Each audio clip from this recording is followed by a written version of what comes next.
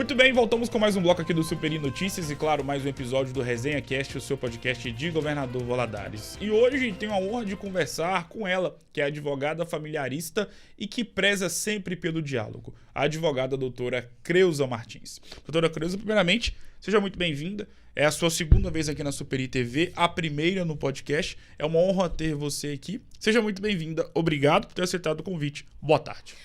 Boa tarde, Gustavo. Eu que agradeço pelo convite mais uma vez. Você sempre aí me prestigiando. Estou muito feliz de estar aqui nessa casa novamente. E, doutora, para a gente poder começar o nosso bate-papo, sempre quando eu converso com algum advogado do direito de família ou advogado familiarista, me vem na cabeça a seguinte ideia, que diferentemente de outros subgêneros do direito, ser um advogado familiarista, ter contato com famílias, apresentar soluções, resolver problemas de pessoas diferentes, de famílias diferentes, faz com que esse subgênero seja diferente dos outros. Não sendo melhor ou pior, mas eu acho que é diferente pelo fato, e aí tá falando um leigo, mas eu vejo que é diferente pelo fato de se tratar de uma situação em que muitas vezes vocês, advogados, não são apenas não é apenas um operador da justiça para esse familiar, para essa pessoa. Vocês se tornam amigos, confidentes. Eu percebo de longe que o advogado familiarista tem um pouco isso. Você que é, de fato, uma advogada do direito da família. É por aí? É por aí, Gustavo. Eu falo que antes de entrar na advocacia, eu queria fazer psicologia. Sim. E antes eu tivesse feito também, igual quem sabe eu faço um dia, porque você precisa ser um psicólogo também. Porque você acaba escutando os problemas, as dores das pessoas que estão ali. E você se torna amigo, você se torna um confidente e a pessoa deposita em você não só uma confiança em relação ao problema jurídico dela. Ela deposita em você uma confidente, algo que é muito pessoal dela. Ali ela passa para você algo muito pessoal, muito íntimo. Coisas que talvez ela nunca tenha dito para ninguém e ela está dizendo ali para você. Então, é basicamente isso. E sobre o papel do advogado familiarista, e antes da gente poder entrar em questões mais profundas desse subgênero do direito, por que você escolheu o direito de família como um subgênero para poder atuar? Eu sou muito família. Sempre fui muito família. Sim. Apesar da minha família ser uma família muito pequena, sempre fui muito família. E eu tive uma infância muito complicada, eu tive uma família muito, muito complicada. Sim. E quando eu entrei no direito, eu pensei muito nessa área, na área família. Mais voltada para a área da criança, talvez. Mas acaba que na questão familiar, no divórcio, tudo envolve também crianças, né? Então, foi baseado nisso. Por eu ser uma pessoa muito família e para entender, para ajudar, eu resolvi focar nesse lado da profissão. E algo que eu percebo como leigo, e por isso que é sempre interessante ter alguém que não é da área e ter um profissional de fato, como é o seu caso, e me veio na minha cabeça que agora, até mesmo pelas profissionais e pelos profissionais existentes aqui na nossa cidade, que muitas das vezes o advogado familiarista, eu percebo aqui, estou pegando pela minha cabeça, normalmente são mulheres. Por quê? Porque você é uma mulher que também atua no direito de família. É uma coincidência ou porque vocês mulheres são mais suscetíveis, são mais...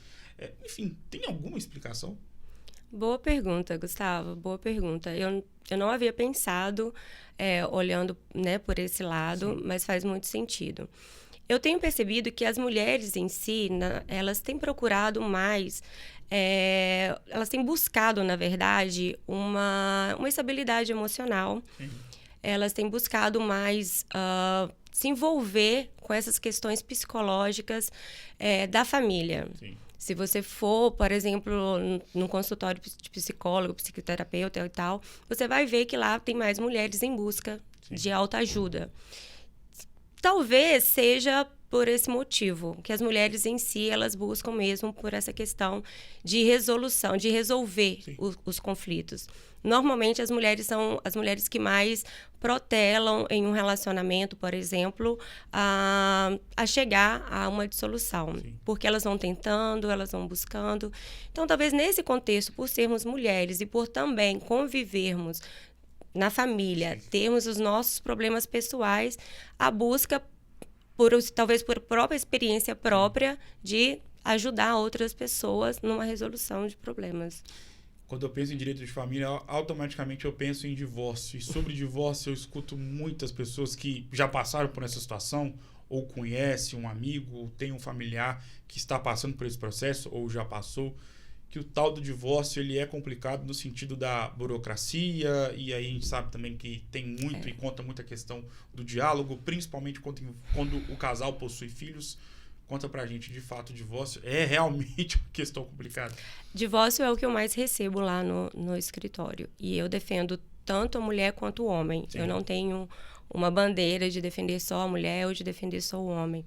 E isso também é uma questão muito complicada, porque como mulher, quando eu vou defender um homem, então eu tenho que ter uma visão diferente, né? Uma empatia diferente.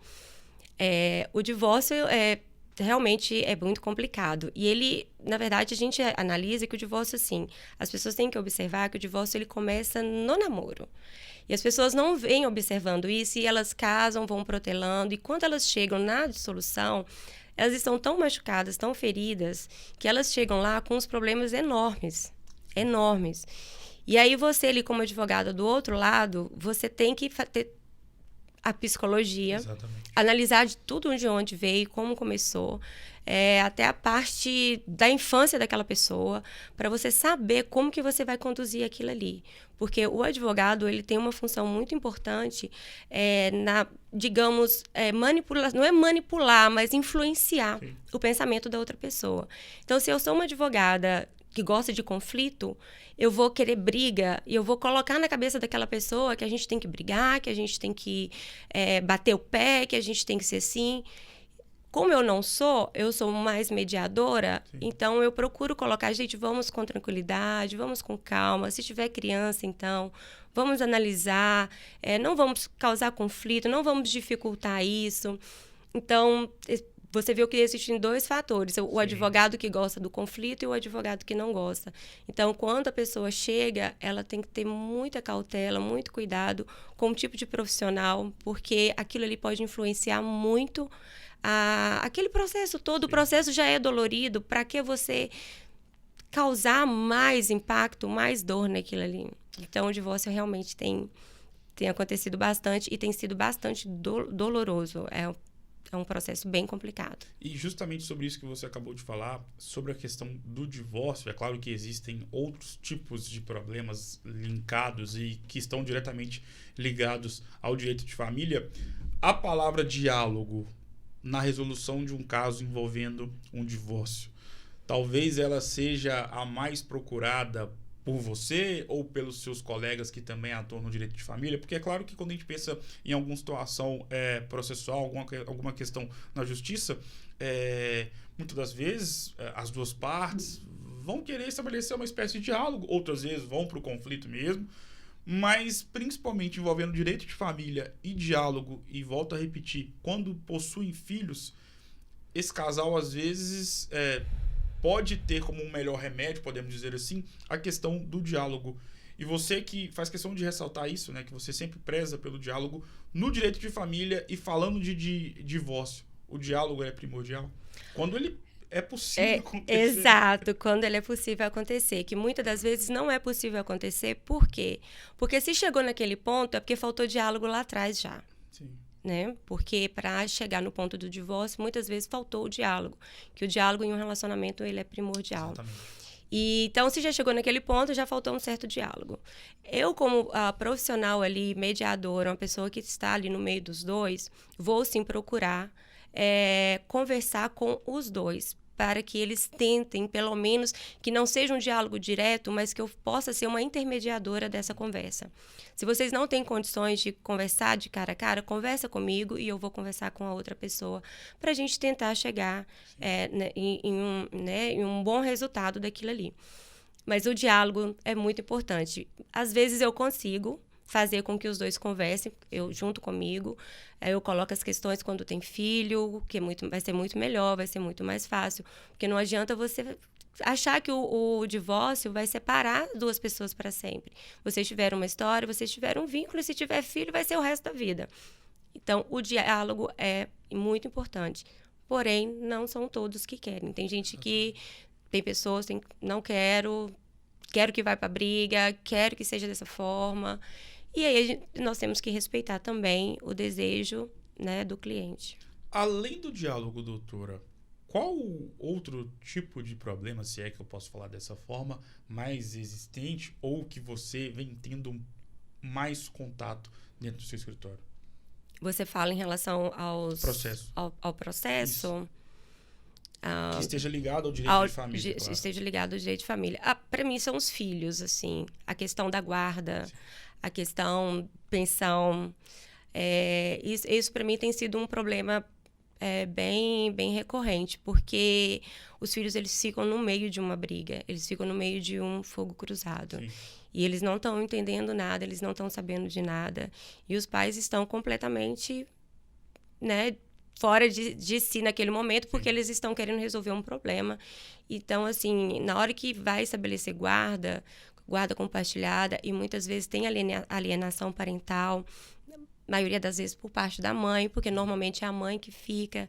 Então, se a mãe é aquela mãe que não aceita o divórcio, não quer o divórcio, não quer a separação, ou quer, mas a separação foi por um motivo de traição, sim, ou violência, enfim, ela fica ferida e muitas vezes começa a causar essa alienação parental. Então, isso para mim tem sido muito difícil de estar lidando ali no sentido de resolver da melhor forma. Quais são os desafios atuais da advocacia e de você, por exemplo, que é uma advogada? E aí, pegando como num cômputo geral, não só os advogados familiaristas, mas a profissão de advogado como um todo. Você que já tem tanta experiência, como você vê a profissão e quais são os desafios atuais que você pode elencar? Como da outra vez que eu estive aqui, eu comentei um pouco sobre isso, sim, falei da questão que eu usei a expressão a advocacia prostituída, sim, no sentido de que o cliente, ele chega até você e você passa um preço para ele do seu trabalho. E aí ele vai até um outro profissional que não segue a tabela da OAB e cobra um preço muito abaixo daquilo. Então, aquele cliente, naquele momento, ele está olhando o preço. Ele não está olhando a questão, né, do profissional em si. Então, ele acaba fazendo lá e aí você acaba ficando como um advogado caro, você acaba ficando como um advogado exigente, enfim. E essa é uma dificuldade, a questão de não seguir a tabela da OAB. A outra dificuldade também que eu já vivo falando é a desunião que existe, um querendo passar por cima do outro. Já começa nesse sentido de preço. Sim. Né? Então, assim, essa também é uma dificuldade, né, em nós, na nossa, né, na nossa classe, isso. E a outra dificuldade, assim, para mim, Creuza, que eu vejo, agora eu vou falar de mim, mas eu acredito que algumas advogadas também, principalmente os recém-formados, passam, é a questão de você engajar. É o engajamento, é o passo, é para onde eu vou, sim, o que eu vou fazer, como eu vou começar. E sozinha. E quando você tem um mentor, quando você tem alguém, quando você tem um escritório que te acolhe, uma pessoa que te acolhe, ótimo, parabéns. Agora, quando você não tem, você começar ali sozinha, no meio desse... Outro dia eu vi quantas pessoas formam, né? Você fez uma entrevista, você viu quantos advogados tem em Valadares. Então, esse engajamento, esse primeiro passo por onde começar, é uma dificuldade muito grande que nós, advogados, enfrentamos no início e para manter também, porque você tem que manter. Sim. Você conquista e você tem que manter, porque tá vindo outros, novas ideias, tá a internet aí, tá os TikTok, tá os YouTube. Então, você tem que estar atualizando, não só hoje em dia, não só atualizando diante das leis que a gente já tem que atualizar, sim, você tem que estar atualizado no mundo digital, no mundo virtual, nesse novo mundo que nós estamos vivendo. Então, para quem tem essa dificuldade, principalmente de estar aqui com você, por exemplo... fica um pouquinho mais retraído, entende? Porque é o mundo que nós estamos vivendo. Existe machismo na advocacia? Sim. Ou no direito? Sim, muito. Muito. Existe muito machismo e hoje, por mais que você vê dentro né, das comissões, muitas mulheres né, atuando e mulheres maravilhosas, igual eu vi que você fez a entrevista também com a nossa colega Jussane, que tá nos representando muito bem. Mas existe sim. Existe não só no nosso meio, como também lá fora. Muitas vezes, o próprio cliente, a pessoa, ela olha, ela fala, não, eu vou procurar o homem, porque eu acho que ele tem mais pulso, que ele impõe mais poder, impõe mais bravura. Aquela menina ali, aquela carinha de, não vou. Então, assim, existe sim esse preconceito. Agora, eu até mudei um pouquinho, né? Eu saí do machismo e fui para o lado do... Fica à vontade. Mas voltando para o machismo, existe sim. E, infelizmente, eu faço parte, né, infelizmente, não é... eu faço parte da comissão de mulheres advogadas e a gente tem lutado muito para as prerrogativas da mulher advogada. A gente tem defendido muito isso para que a mulher não seja... vítimas desse preconceito, não sejam vítimas de, né, esses assédios que existe. Então, a gente tem batido muito nessa tecla, defendendo a nossa classe, mas de uma certa forma também dando exemplo para as outras classes e para as mulheres de todo o mundo, por todo o Brasil, para que a gente defenda, para que a gente saiba se defender, que a gente saiba se impor, que a gente saiba falar, não se cala.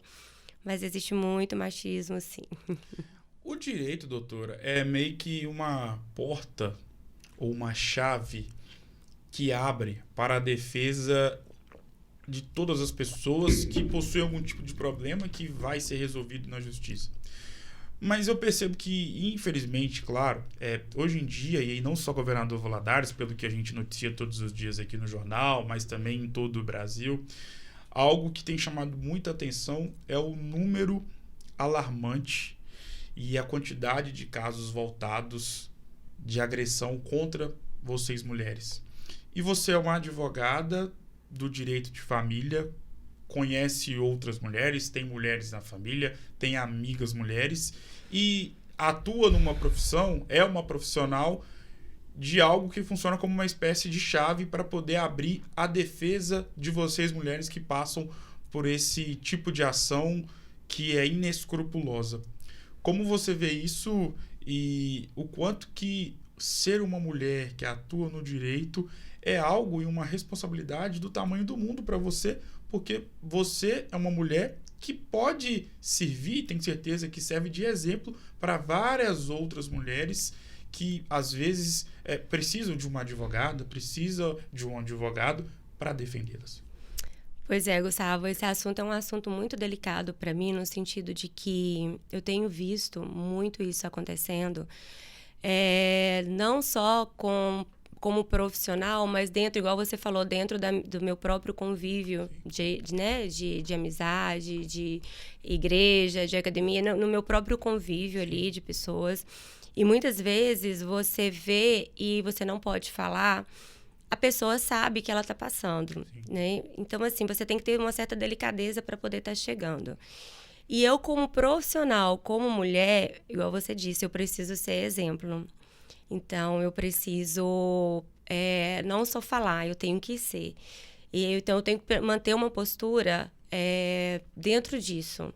E eu tenho procurado muito, muito mesmo nesse sentido, ser exemplo baseado nisso, de falar, gente, eu não aceito isso.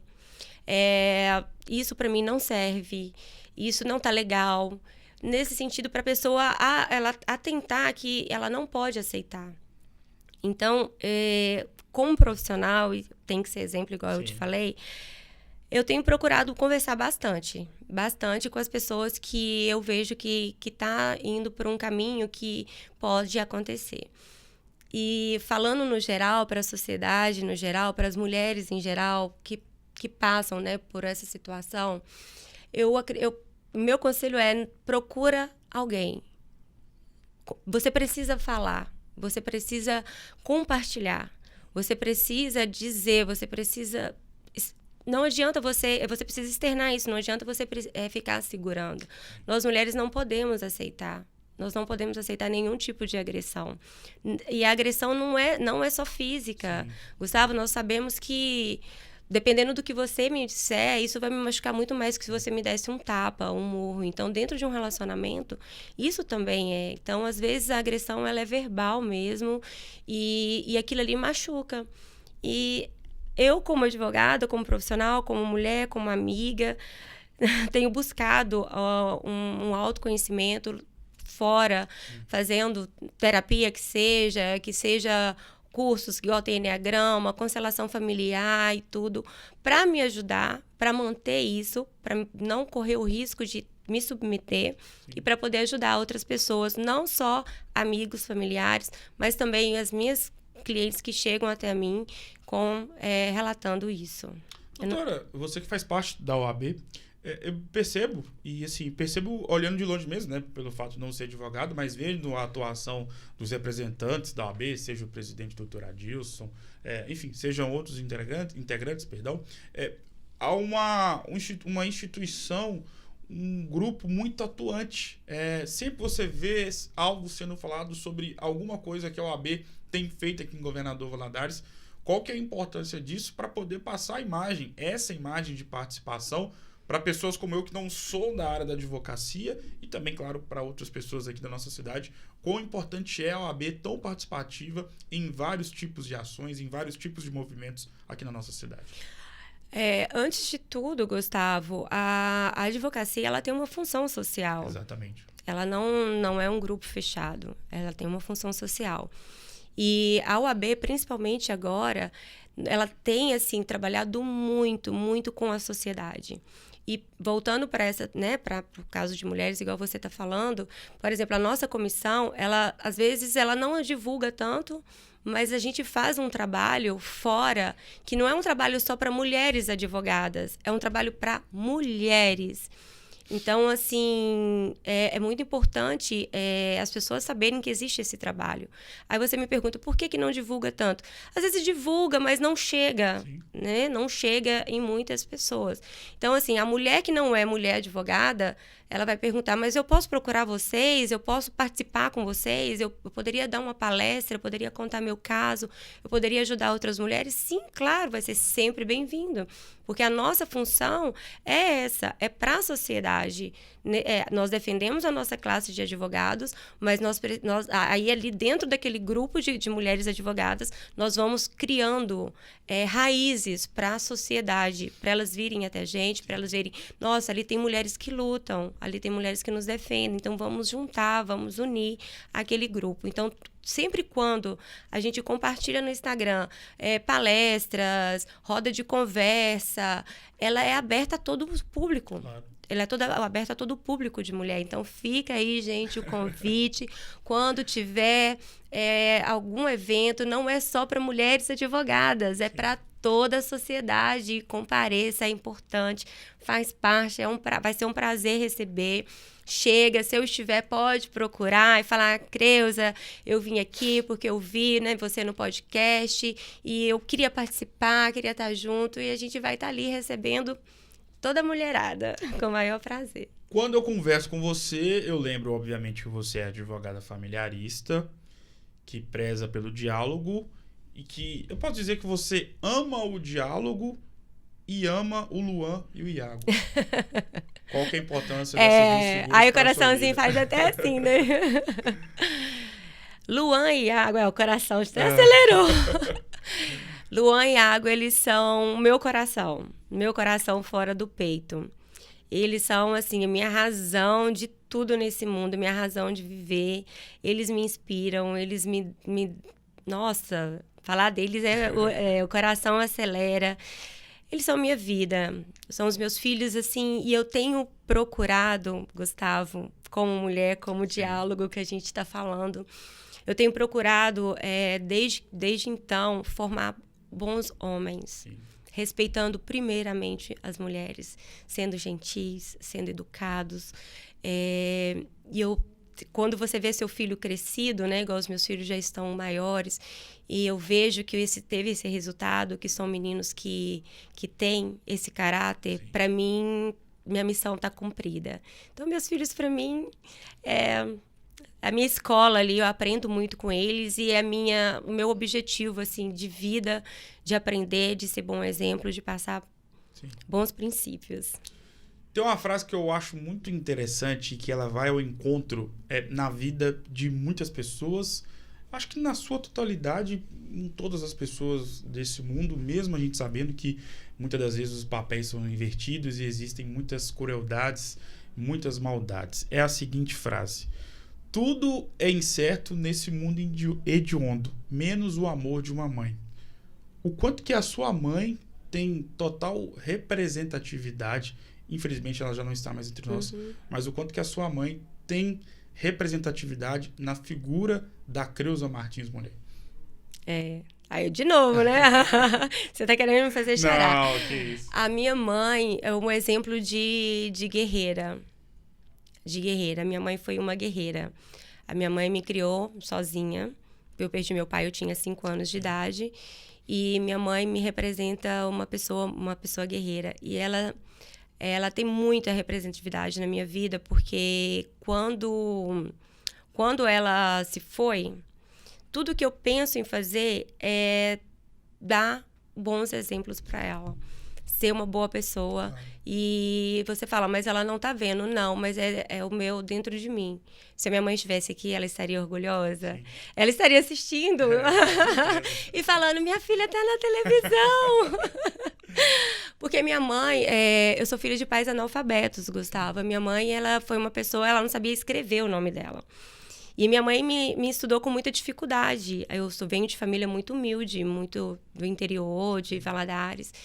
E tudo que ela falava para mim era, Creuza, filha, eu não tenho nada para te dar, eu vou te dar os estudos. E os estudos para ela era ali, formar mesmo, né? Terminar os estudos, porque a faculdade ela não teria condição mesmo de dar. Mas era tudo que ela falava, estuda. E ela era analfabeta, então, e como uma pessoa analfabeta, simples, humilde, ela já tinha a visão de que estudar seria importante. Então, isso é o exemplo que eu carrego dela, isso é que ela representa para mim, o estudo, a busca pela sabedoria, a busca pelo conhecimento, os bons princípios, a fé e ser uma boa mãe. E sobre isso, para continuar nessa temática, qualquer pessoa que faz uma faculdade e tem a oportunidade de formar e de passar por aquele processo da colação de grau, do culto ecumênico e da famosa festa de formatura, todos nós sabemos, eu também, graças a Deus, passei por isso, nós sabemos que é algo fantástico e um momento inesquecível. Para você ter a sua mãe no seu baile de formatura, já com ela debilitada por conta da doença, foi um dos momentos mais marcantes da vida da Creuza Martins e dos quais você jamais vai se esquecer? Não, foi. É o coraçãozinho de novo. Ai, meu Deus. Foi. Nossa, foi muito, porque quando ela... Eu acredito que na minha formatura ela estava no 2ª quimioterapia, salvo engano, não tenho certeza. Quando ela foi diagnosticada e começou o tratamento, eu pensei, meu Deus, minha mãe não vai me ver formar. Como assim? Ela desejou tanto, ela quis tanto ver a filha. E eu lembro que na colação, foi na Fadivale, foi no 3º andar. Ela tinha feito quimioterapia 2 dias, então ela estava bem debilitada. Quando nós chegamos lá, o elevador não estava funcionando. Ela teve que subir 3 andares de escada. E aí tinha uns meninos lá, uns rapazes ajudaram ela ainda subiu brincando. Ela, nossa, eu fui segurada por 2 gatão. E ela chegou toda suada e eu olhei aquilo e falei, meu Deus, minha mãe tá aqui do jeito que... E ela falava, tô morta de cansada, mas eu tô aqui, eu não vou deixar de ver minha filha formar. Então aquilo ali representou, assim, pra mim, só de falar meu coração, assim... Pra te falar a verdade, eu nem aproveitei o momento, porque eu aproveitei tanto ela, que eu não... Sabe, que você não... Parece que todo o resto fechou. O meu olhar era só para ela. Minha mãe tá aqui, cara. Minha mãe tá aqui. Eu tô formando. Então, na hora de tirar a foto, eu falei, mãe, eu formei. Ela, minha filha, você formou e eu tô aqui. Então, representou muito para mim. Como foi importante. A nossa vida é um livro, né? De páginas positivas. Você que é do direito e que lê mais do que tudo, sabe que a nossa vida é como um livro no sentido de... Existem livros com páginas positivas, com capítulos positivos, com histórias regadas a muita felicidade. E, em contrapartida, existem livros ou capítulos inseridos em livros que contam páginas tristes, episódios tristes, não tão bonitos ou não tão felizes assim. Feito esse pequeno preâmbulo, qual foi o momento mais difícil da sua vida? E o que você fez ou tem feito para passar por cima dessa adversidade? O momento mais difícil da minha vida foi quando eu perdi minha mãe. Quando eu perdi minha mãe, vou emocionar. Mesmo sabendo que aquilo ali iria acontecer, porque eu falo que ninguém está preparado para a morte. É a única certeza que nós temos da vida. Sim. É essa, mas ninguém está preparado. E mesmo sabendo que aquilo ali iria acontecer, porque o médico já tinha dado também um prazo, assim, não é uma estimativa, porque igual ele mesmo falou, eu não sou Deus. Eu achei que estava preparada, mas eu não estava. Aquele momento, para mim, o meu chão se abriu. Só que, Gustavo, eu sou uma pessoa que, para chegar naquele momento, eu já tinha passado por várias outras situações difíceis que eu tive que ressignificar. E eu falei, eu vou ter que ressignificar isso aqui, eu não posso me permitir. O chão se abriu, eu entrei num escuro, mas eu falei, mas eu tenho 2 filhos. E ela não vai querer me ver triste. Então, assim, o momento mais difícil da minha vida foi quando eu perdi minha mãe. Eu me senti órfã total, porque eu já não tinha pai, né? Mas eu já tinha acostumado já a viver sem o pai. Então, mas eu falei, não, peraí. Eu perdi, ela cumpriu o papel dela, eu fui uma excelente filha, modéstia à parte. Claro. Então, eu não tinha nenhum remorso, porque eu acho que o importante, quando você chega nesse ponto, o importante é você não ter nenhum remorso. Porque eu acredito que essa dor é tão difícil enfrentar. Você enfrentar essa dor com remorso, eu acredito que seja quase impossível. Então, eu não tinha nenhum remorso. Então, naquele momento ali, eu olhei e falei, cara, peraí. Eu tenho 2 filhos, eu tenho que cuidar dos meus filhos, eu tenho que dar conta dos meus filhos e eu tenho que cuidar da minha vida. Claro. Ela não gostaria de me ver assim. Então, diante desse momento difícil de perdê-la, eu ressignifiquei aquilo tudo, tanto que eu tenho uma tatuagem, ressignificar, que é uma palavra que me representa. Eu ressignifiquei tudo aquilo ali e tirei. Perdi, tá doendo, mas eu preciso seguir minha vida e eu vou seguir da melhor forma, sendo a melhor mãe. E usar isso também, Gustavo, porque eu falo que toda dor, ela tem que te servir para alguma coisa.